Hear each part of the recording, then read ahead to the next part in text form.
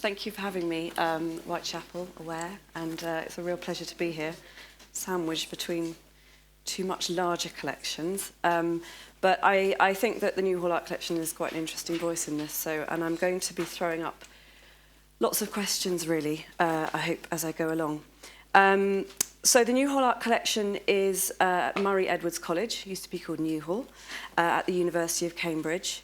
And I'm going to give a quick whiz through the history of the college just because that is the context of the collection as well.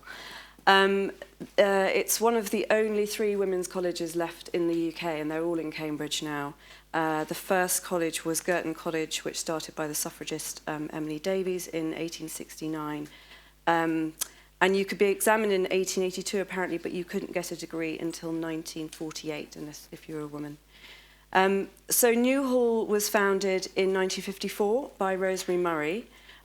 She was invited to start a new college after the war. There were a lot of new students, there were a lot of new women wanting to get into Cambridge, and there weren't the spaces. They couldn't go to any other colleges unless they were for women. And there was a new generation of post-war women who perhaps had been through the grammar school system as well. And so New Hall was really founded on this egalitarian idea, being open and ready for a kind of the new women post-war. And so it began in 1954 in this house in, you can see them here, which was actually, this is a view of the house from Silver Street by Gwen Ravrat, who's in our collection. And Gwen was, she was born in Cambridge in 1885. She was the granddaughter, of Charles Darwin. And she went to the Slade in 1908 and became a very well-respected wood engraver, and looks very traditional now, but actually she was part of the Bloomsbury group, she was part of the Neo-Pagan group, and was quite an exciting figure of the time. We had some works by her, so the college, as all colleges, accumulates stuff as they go along, and there was a hanging committee and things, but the collection didn't really form until a bit later. And that's partly because of this building. So this was New Hall, which was designed in 1960 by the architects Chamberlain, Powell and Bonn. They designed Barbican Centre and Golden Lane Estate. And you can see here, this is our sort of iconic dome. The students have a phrase which is "no place like dome," which is really nice. And this is our kind of our courtyard. And when it was initially built, those what are now glass panels you can see were all open to the elements. It was absolutely freezing. For the first cohort, who kind of came in the mid to late 60s, that's all they really remember: cold, grey walls. So grey walls, that was, I suppose, the beginning of thinking about art. And the college did borrow works from the Arts Council collection, but they were mainly by men.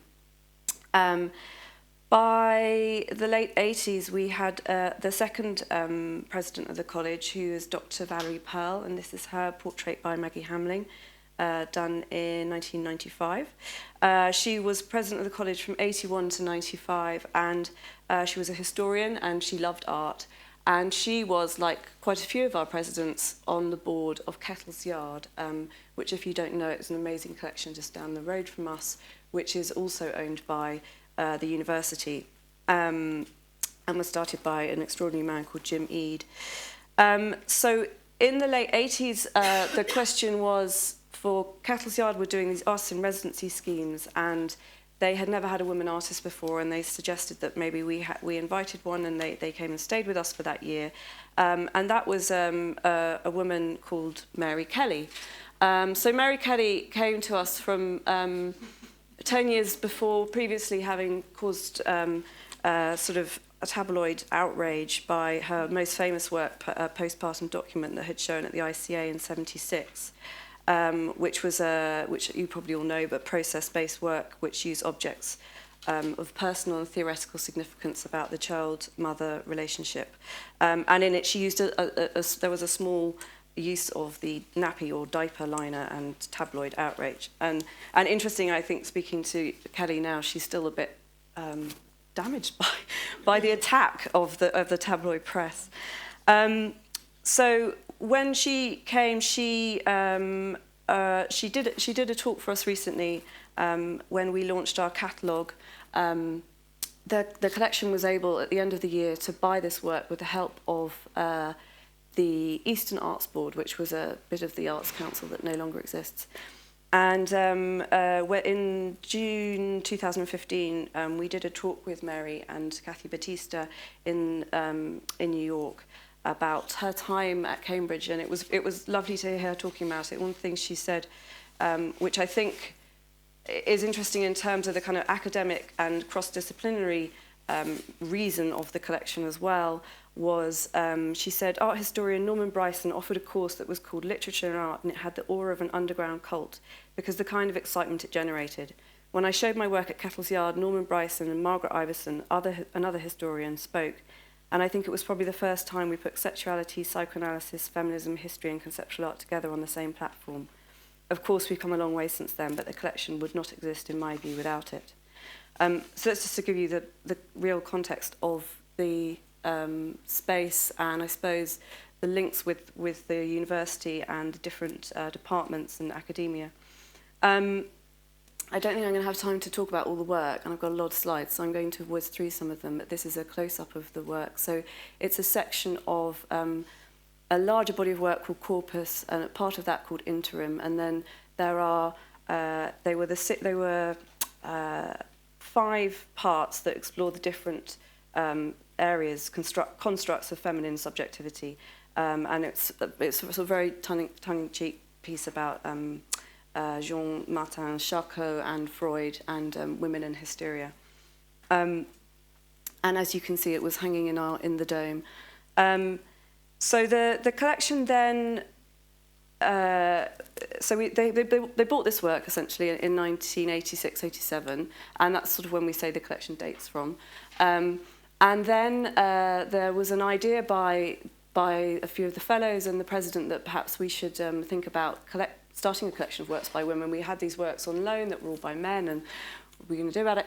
So they turned to 2 people. One was Anne Jones, who's now at the Arts Council collection, and the other was, who was living in Cambridge at the time, and the other was Sarah Holdsworth, who was the daughter of Valerie Pearl, and she worked at Manchester City Art Gallery.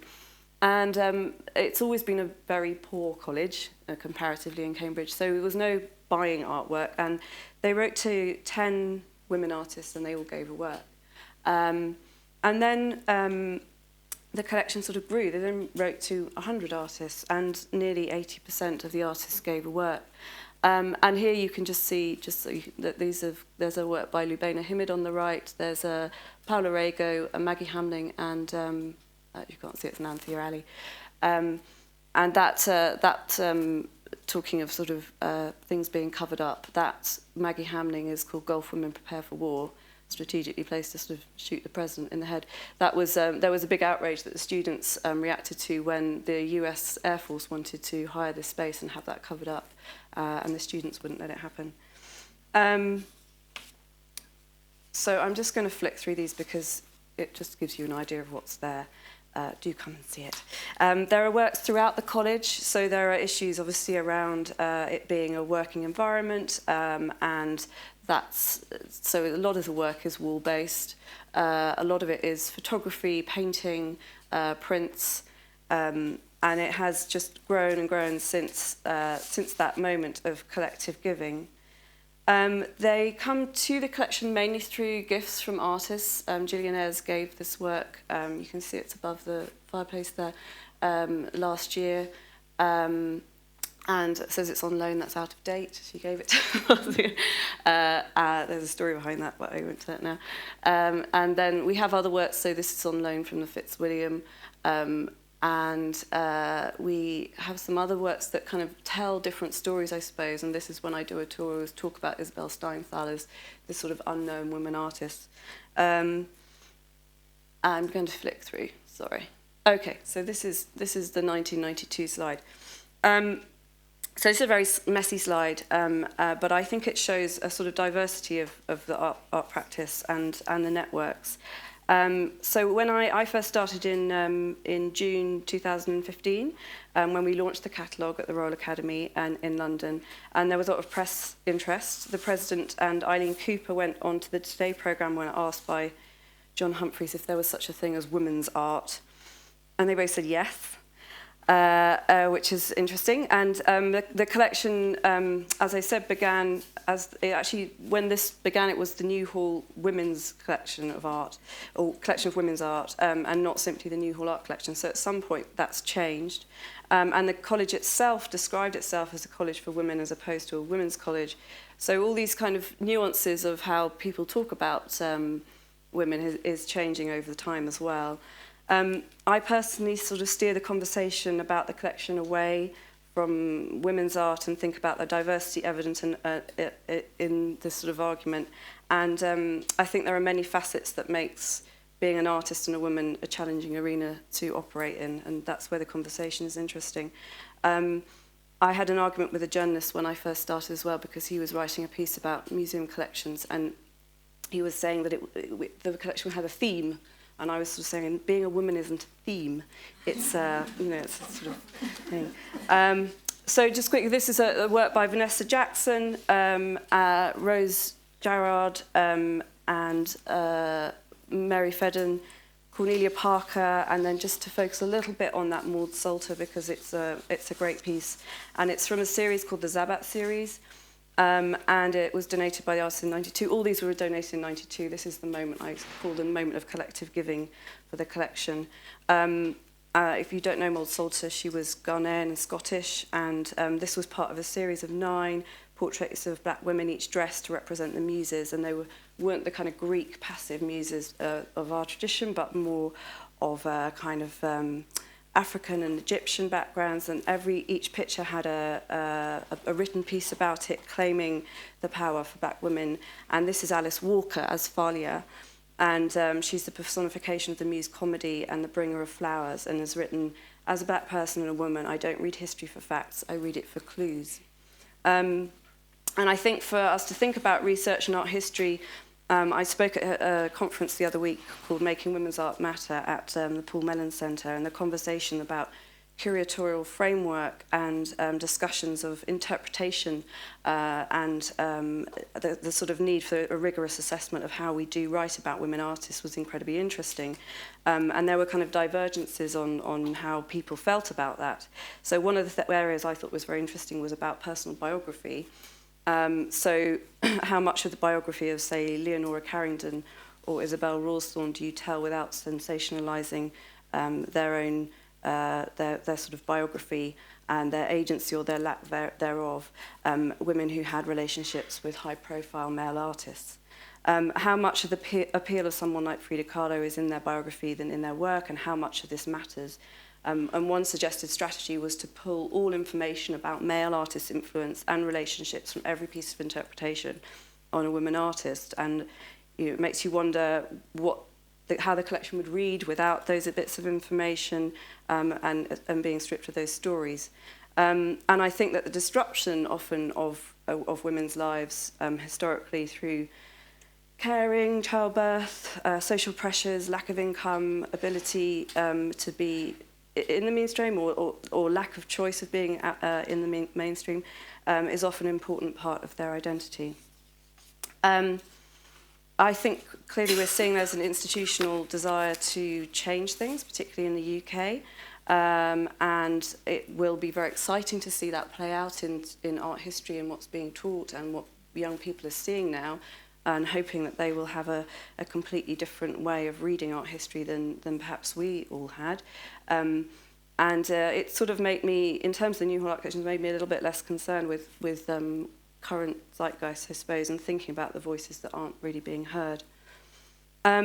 So thinking about now and taking the collection forward, as I said, I came in 21 months ago, and there wasn't really a curator there before.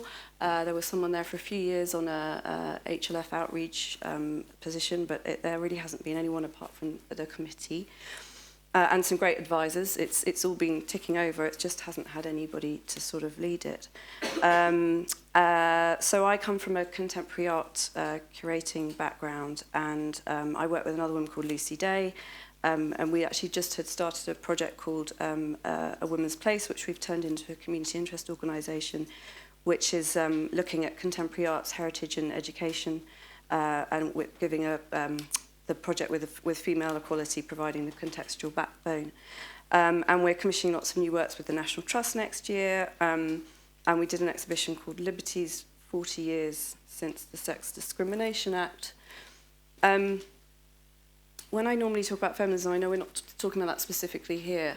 I pull up this slide because I think it really helps to think about where feminism comes from in a sort of real life scenario, as opposed to in the kind of realms of academia and just art practice. So I'm just going to flick really quickly through these pictures of Liberties, because I think we have time to really look at those. This is a show. It closed. The reason it actually had that link with the Sex Discrimination Act is because it started in a law firm called Collier Bristow, and then it went on to the Exchange in Penzance, which it closed in January. So the stats, I think we're all quite familiar with them now, and they're, as we know, a little bit depressing. So again, I suppose to put it into the context of the stats in terms of the work of the college. The college is currently led by a wonderful woman called Dame Barbara Stocking, who was a grammar school girl who went to Newhall and then eventually became the chief executive of Oxfam.